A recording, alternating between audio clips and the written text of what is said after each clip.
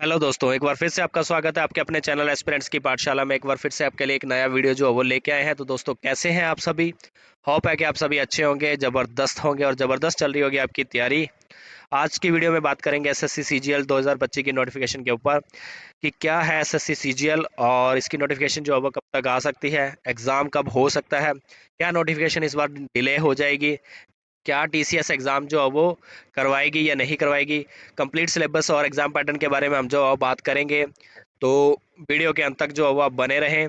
और जिसने चैनल को सब्सक्राइब नहीं किया है वो चैनल को सब्सक्राइब कर ले, बेल आइकन को ऑल पे सेट कर लें ताकि आने वाली हर नई वीडियो की नोटिफिकेशन आपको जो है वो समय से मिलती रहे।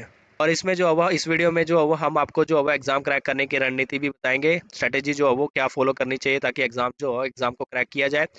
तो ये सारी बातें हम जो वीडियो में करने वाले हैं, तो चलिए वीडियो को शुरू करते हैं। दोस्तों, बात कर लेते हैं एग्ज़ाम की। एग्ज़ाम जो है वो एग्ज़ाम का नाम है सीजीएल। सीजीएल जो है वो कंबाइंड ग्रेजुएट लेवल का जो है वो एग्ज़ाम होता है, जिसमें डिफरेंट डिफरेंट पोस्ट आपको जो है वो देखने को मिलती है। और इसको जो है वो स्टाफ सिलेक्शन कमीशन जो है वो करवाती है। और ये जो एप्लीकेशन इसका मोड रहता है वो ऑनलाइन रहता है। और एप्लीकेशन जो है वो कब तक आ सकती है, तो 22 अप्रैल को आपको जो है वो देखने को मिल सकती है। 22 से 21 मई तक आपको जो है वो एप्लीकेशन फॉर्म फिलअप जो है वो करने रहेगा। ये जो है वो डिले भी हो सकता है, लेकिन ज़्यादा डिले नहीं होगा। 1 मंथ जो है वो डिले हो सकता है, लेकिन अभी कोई गारंटी नहीं है। तो फिलहाल जो है वो 22 अप्रैल से फॉर्म फिलअप शुरू हो सकते हैं। और ये जो है वो नेशनल लेवल का एग्ज़ाम रहता है और एग्ज़ाम का मोड जो है वो ऑनलाइन रहता है। ऑनलाइन आपको जो है वो कंप्यूटर के ऊपर एग्ज़ाम जो है वो देना पड़ता है, ठीक है। एलिजिबिलिटी क्या रहती है? बैचलर डिग्री आपके पास होनी चाहिए, मतलब कि आप ग्रेजुएट होने चाहिए, किसी भी स्ट्रीम से आप ग्रेजुएट होने चाहिए। तो आगे जो है एलिजिबिलिटी की बात करेंगे, सिलेक्शन प्रोसेस और सैलरी के बारे में जो होगा आगे डिस्कस करेंगे।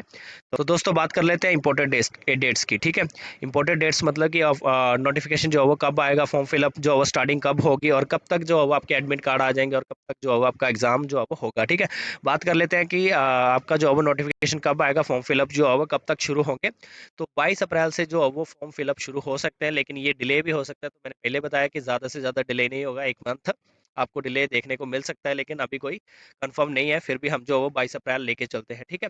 ऑनलाइन एप्लीकेशन फॉर्म जो है वो फिलअप होंगे और लास्ट डेट इसकी जो है वो 21 मई तक रह सकती है, मतलब 1 महीना आपको पूरा मिलता है फॉर्म फिलअप के लिए, ठीक है। बात कर लेते हैं एडमिट कार्ड की। एडमिट कार्ड जो है वो आपके जून में देखने मिलेंगे। अगर जो है 22 अप्रैल के आपके फॉर्म फिलअप होते हैं, तब तो आपको जो है वो जून में एडमिट कार्ड देखने को मिलते हैं। अगर अदरवाइज अगर फॉर्म फिलअप जो है वो डिले होते हैं, तो जो है एडमिट कार्ड भी लेट आएगा, ठीक है। बात कर लेते हैं एग्जाम की। तो एग्जाम जो है वो आपका फर्स्ट फेज एग्जाम जो है वो आपका जून जुलाई में आपको जो है वो देखने को मिल सकता है। तो चलिए दोस्तों, बात करते हैं अब वैकेंसीज की। वैकेंसीज जो है वो इसमें काफ़ी अच्छी वैकेंसीज आपको देखने को मिलती है और काफ़ी बच्चे जो है वो इस जॉब के लिए अप्लाई करते हैं, तो कंपटीशन भी काफ़ी हाई रहता है। और चलो वैकेंसी के ऊपर बात कर लेते हैं। वैकेंसी जो है वो आप देख सकते हैं 2017 से लेकर हमने 2025 तक की वैकेंसी आपको जो है वो बताने वाले हैं यहाँ पे। बात कर लेते हैं 2017 की। तो यहाँ पे जो है वो 9000 प्लस आपको वैकेंसी देखने को मिलती है। और बात कर लेते हैं 2018 की। तो यहाँ पे आपको जो है वो 11000 प्लस वैकेंसी आपको जो है वो देखने को मिलती है, ठीक है। बात कर लेते हैं ऐसे ही 19 की, 2019 की। तो आपको जो है वो 8000 प्लस वैकेंसी देखने को मिलती है। बात कर लेते हैं 2020 की। तो यहाँ पे जो है वो आपको 7000 प्लस वैकेंसी देखने को मिलती है, ठीक है। प्रीवियस ईयर जितने भी साल हैं यहाँ पे जो दिखाए गए हैं, ये जो है वो काफ़ी अच्छी वैकेंसी रहती है। और बात कर लेते हैं 2021 की। तो यहाँ पे जो है वो 7000 प्लस आपको वैकेंसी देखने को मिलती है। बात कर लेते हैं 2022 की। तो यहाँ पे बहुत ही काफ़ी अच्छी खासी जो है वो आपको अपना वैकेंसी देखने को मिलती है। 37,000 जो है वो प्लस वैकेंसी यहाँ पे आपको देखने को मिलती है। बात कर लेते हैं 2023 की। तो 2023 में जो है वो 8000 प्लस वैकेंसी आपको देखने को मिलती है। और बात कर लेते हैं आपके 2024 यानी कि प्रीवियस ईयर की बात कर लें, तो 17,000 प्लस वैकेंसी देखने को मिलती है।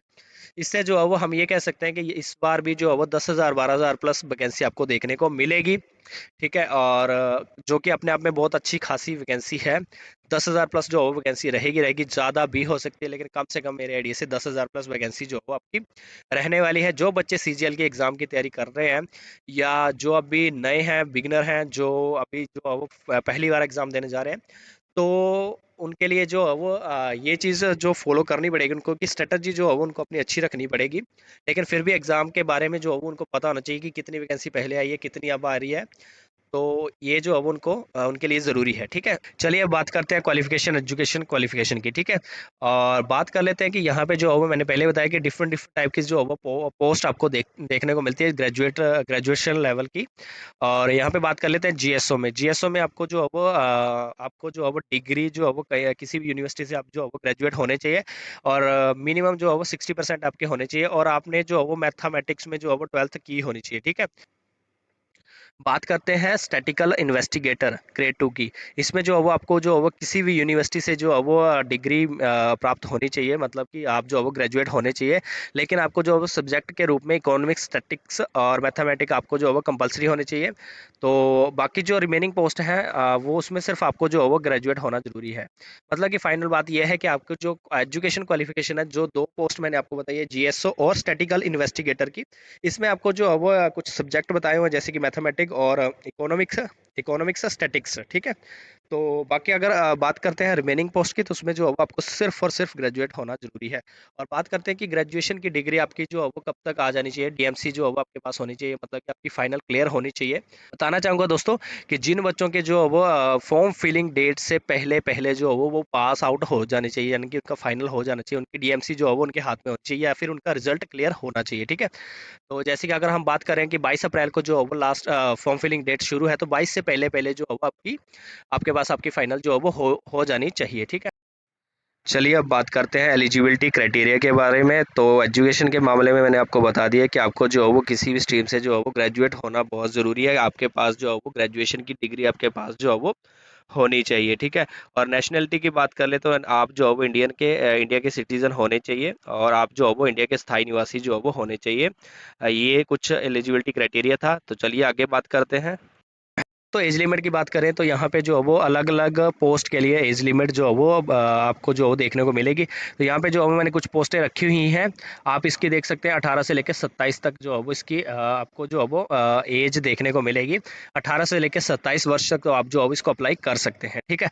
बात कर लेते हैं इंस्पेक्टर पोस्ट के लिए। तो यहाँ पे जो है वो 18 से 30 रखा हुआ है। उसके बाद जो टैक्स असिस्टेंट की बात कर लें, 20 से 27 रखा हुआ है। और बात कर लें assistant section officer and assistant, ठीक है, तो 20 से 30 ये रखी हुई है, ठीक है ना।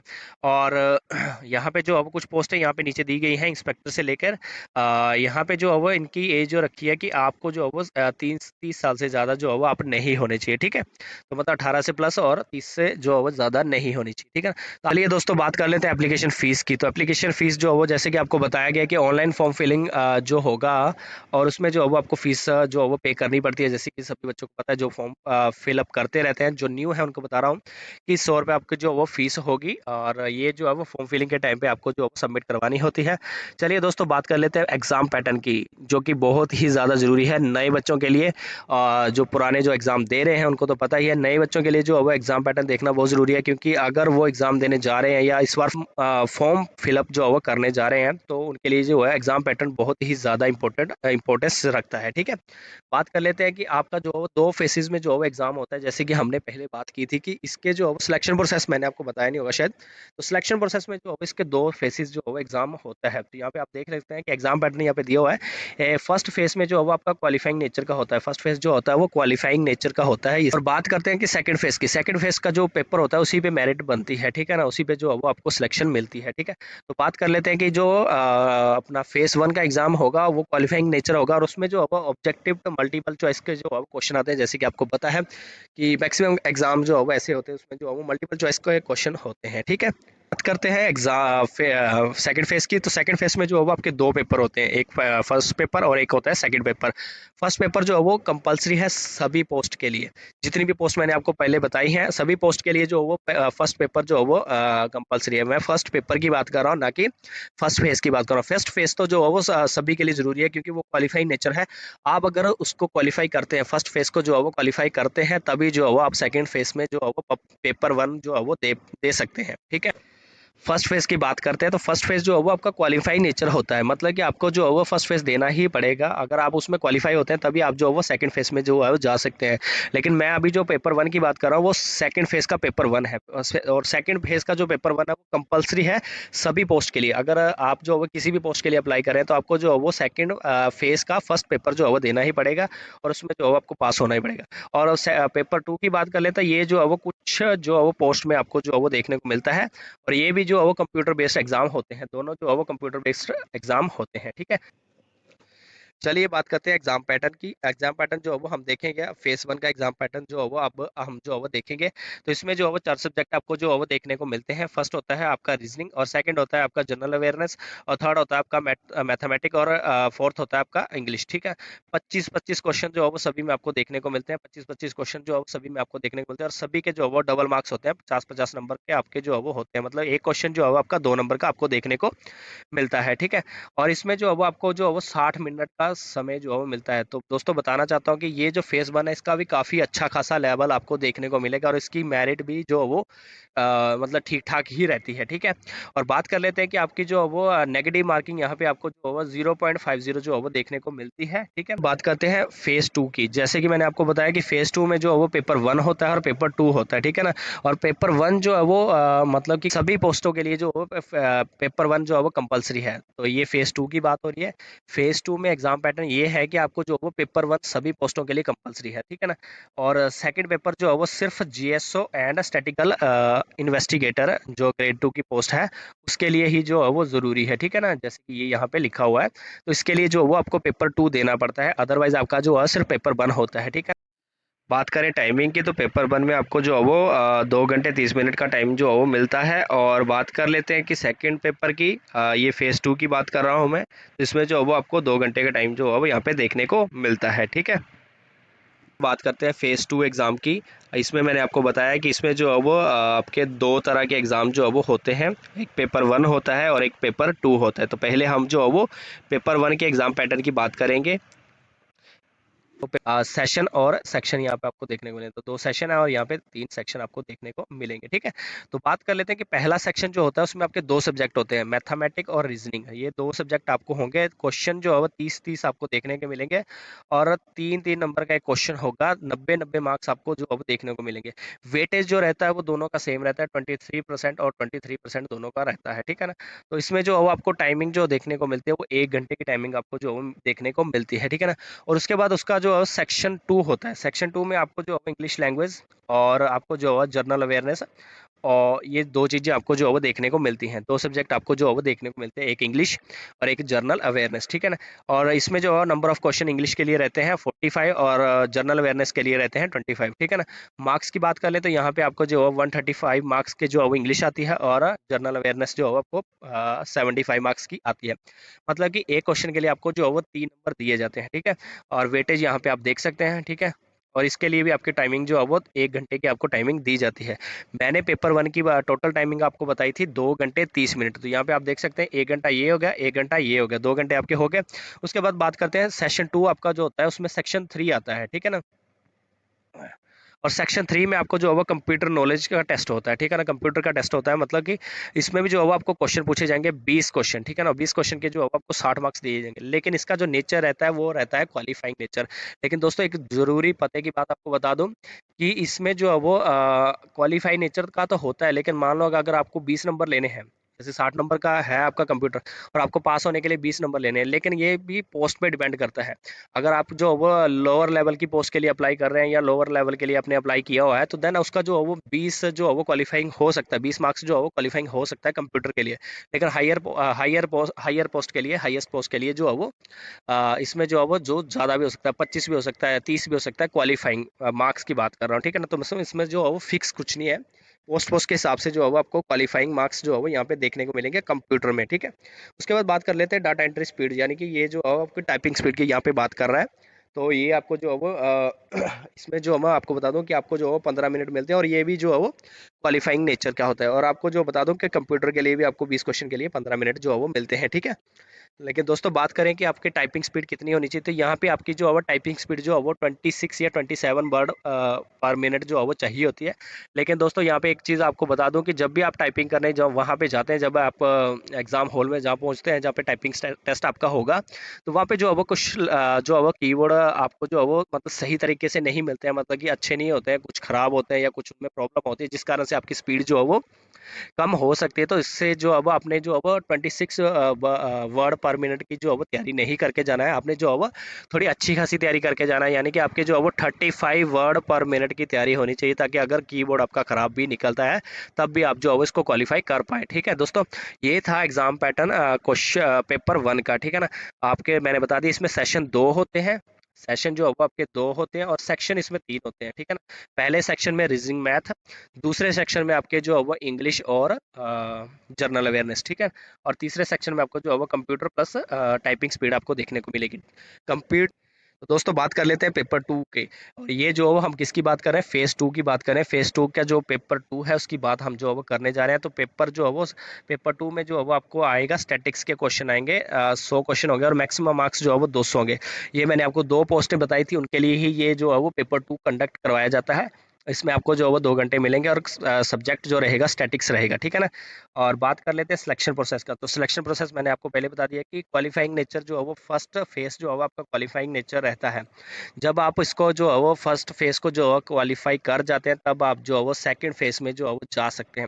और सेकंड फेज में जो है वो आपको 2 पेपर देखने को मिलते हैं, एक पेपर 1 और एक पेपर जो है वो सेकंड आपको देखने को मिलता है। लेकिन पेपर 1 जो है वो मैंने आपको पहले बताया कि कंपलसरी है ऑल पोस्ट के लिए। अगर आपने किसी भी पोस्ट के लिए अप्लाई किया तो आपको जो है वो पेपर 1 देना ही पड़ेगा। और सेकंड पेपर जो है वो कुछ ही पोस्ट के लिए होते हैं, जीएसओ और स्टैटिकल जो भी था ऑफिसर जो भी था, तो उसके लिए जो है वो ये पेपर 2 जो है आपका रहता है। ठीक है ना, पेपर 2 के मैंने आपको बता दिया यहाँ पे पैटर्न। ठीक है, तो आप इसको देख सकते हैं, 100 क्वेश्चन 200 नंबर के आपके होते हैं और 2 घंटे का टाइमिंग होता है। ठीक है, तो दोस्तों यहाँ पे कुछ पॉइंट मैंने रखे हुए हैं। यहाँ पे ये बताया गया है कि एडमिट कार्ड आने पर ही आप जो है वो अपना फेस 1 का एग्जाम जो है वो दे सकते हैं।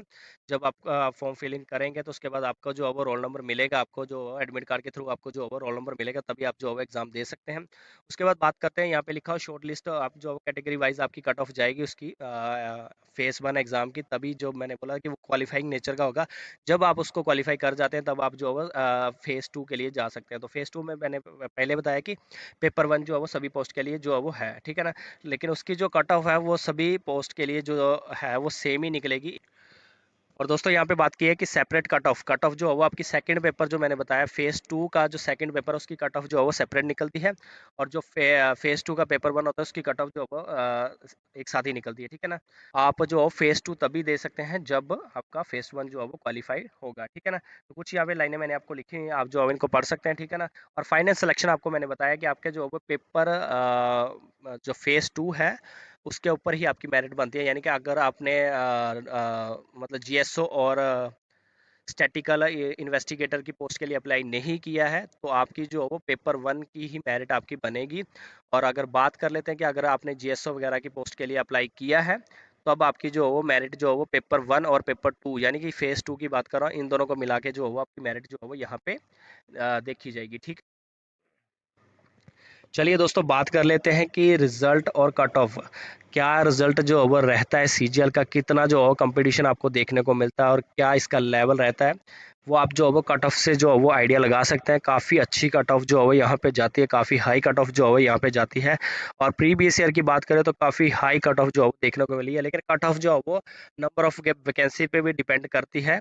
लेकिन आजकल आपको पता है कि कंपटीशन बहुत हो चुका है, तो आपको जो है वो अपनी तैयारी जो है वो ज़बरदस्त रखनी पड़ेगी। ठीक है, तो चलो यहाँ पे जो है वो हम कट ऑफ की बात कर लेते हैं। ठीक है ना, तो जर्नल की कट ऑफ जो बात कर रहा हूँ यहाँ पे जो है 169 जो है वो आपकी जो है वो कट ऑफ रही है। ये बात कर रहा हूँ मैं आपकी पेपर सॉरी फेस 1 की बात यहाँ पे हो रही है, फेस 1 की बात आपको जो है वो यहाँ पे कर रहा हूँ मैं। ठीक है ना, और 168 जीएसओ की और 172 जो है स्टैटिकल इन्वेस्टिगेटर की जो है वो ये यहाँ पे हाईएस्ट वैकेंसी आपको देखने को मिल रही है। बाकी आप जो है वो कैटेगरी वाइज सबकी जो है वो देख सकते हैं यहाँ पे।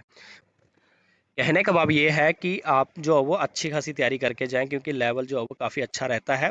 और फेज़ 1 आपको जो है वो क्वालीफ़ाई करना ही पड़ेगा, तभी आप जो है वो फेज़ 2 में जो है वो जा सकते हैं, अदरवाइज़ आप फेज़ 2 में नहीं जा सकते हैं। तो ये जो कट ऑफ है वो आपको आपकी फेज़ 1 की कट ऑफ है, तो आप अपने हिसाब से जो है वो कट ऑफ देख सकते हैं, ठीक है? चलिए अब बात करते हैं एसएससी सीजीएल की पोस्ट जितनी भी पोस्ट हैं, डिफरेंट डिफरेंट टाइप मैंने बताया था कि पोस्ट होती हैं, तो उनको किस तरह से जो है वो क्लासीफाई जो है वो किया जाता है, क्लासिफिकेशन जो है उनकी होती है।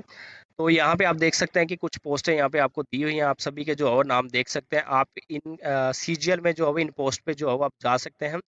और इनका जो है वो क्लासिफिकेशन कैसे किया कि ग्रुप बी में कौन सी पोस्ट है और ग्रुप सी में जो है वो कौन सी पोस्ट है। मैक्सिमम यहाँ पे जो है सारी की सारी पोस्ट जो है वो ऑफिसर लेवल की ही होती है, मतलब कि आप कहीं भी जाएंगे तो आप जो है वो काफ़ी अच्छे लेवल की जो है ये पोस्ट होती हैं, ठीक है ना। और यहाँ पे जो है वो इनके डिपार्टमेंट और मिनिस्ट्री आपको जो है दिखाई गई है कि आप जो है वो कहाँ कहाँ ये जॉब जो है वो मतलब कहाँ कहाँ आपकी जॉब जो है लग सकती है, ठीक है। तो आप जो अब इसको देख सकते हैं, वीडियो ज़्यादा लंबा हो जाएगा, आप इसको जो है वो खुद देख सकते हैं। चलिए दोस्तों, बात करते हैं कि अब जो है वो आपकी सैलरी स्ट्रक्चर की बात कर लेते हैं कि सैलरी कितनी रहती है और किस तरह से सैलरी जो है वो आपको मिलती है, ठीक है ना। तो यहाँ पे बता दूं दोस्तों कि सीजीएल जो है वो कंबाइंड ग्रेजुएट लेवल की जो है वो आपको यहाँ पे पोस्ट जो है वो देखने को मिलती है और अच्छी खासी सैलरी आपको यहाँ पे जो है वो देखने को मिलती है। मतलब कि अगर आप इसके लिए जो है वो अप्लाई कर रहे हैं और आपने सोचा है कि आपने सीजीएल निकालना है और आप जो है वो एक ऑफिसर बनना चाहते हैं, तो उसके लिए आपको जो है वो मेहनत भी करनी पड़ेगी और इसका फल यही होगा कि इसमें आपको जो है वो अच्छी खासी ऑफिसर लेवल पोस्ट आपको देखने को मिलेगी और अच्छी खासी सैलरी जो है वो आपको यहाँ पे देखने को मिलती है, ठीक है। यहाँ पे बात कर लेते हैं, देखो यहाँ पे जो है वो लेवल 7 से लेकर लेवल 6 और 4 तक जो है वो आपको अपना यहाँ पे सैलरी जो है वो मिलेगी। और यहाँ जो है वो डिफरेंट डिफरेंट जो है वो पोस्ट के लिए आपको जो है वो सैलरी यहाँ पे दिखाई हुई है, तो आप देख सकते हैं। और इसमें जो है वो आपको जो है वो आगे जो है वो अलाउंसेस भी मिलेंगे, तो उसके बारे में हम जो आगे बात कर लेते हैं। आप जो है वो यहाँ पे देख सकते हैं, यहाँ पे मैंने आपकी जो है वो ग्रोस सैलरी और यहाँ पे पोस्ट जो है वो आपको जो है वो टेबल बना के यहाँ पे बता दिया है। तो आप जो है वो अपने आप देख सकते हैं, वीडियो ज़्यादा लंबा हो जाएगा अगर मैं एक एक चीज़ को बताऊंगा।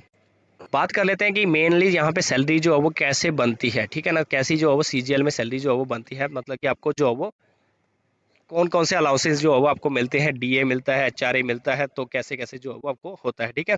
यहाँ पे जो है वो पे स्केल क्या रहता है आपका, जो है वो लेवल 8 का बताया गया, लेवल 7 का बताया गया, लेवल 6 का, लेवल 5 और लेवल 4। क्योंकि सीजीएल जो है वो कंबाइंड ग्रेजुएट लेवल में जो है वो आपको लेवल 4 की सैलरी से लेकर लेवल 8 तक की सैलरी जो है वो यहाँ पे देखने को मिलती है।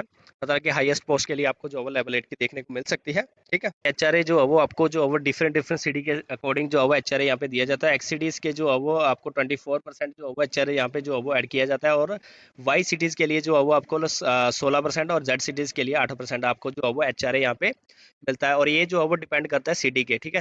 बात कर लेते हैं डीए की। डीए जो है वो आपको यहाँ पे जो है वो डीए आपको देखने को मिल सकता है अलग अलग लेवल की सैलरी के साथ। और बात कर लेते हैं कि ट्रैवल अलाउंसेस जो है वो आपको यहाँ पे मिलता है। सिटीज़ के लिए आपको जो है वो 3600 रुपया और अदर प्लेसेस के लिए आपको जो है वो 1800 रुपया जो है वो ट्रैवल अलाउंसेस यहाँ पे जो है वो देखने को मिलेगा, ठीक है।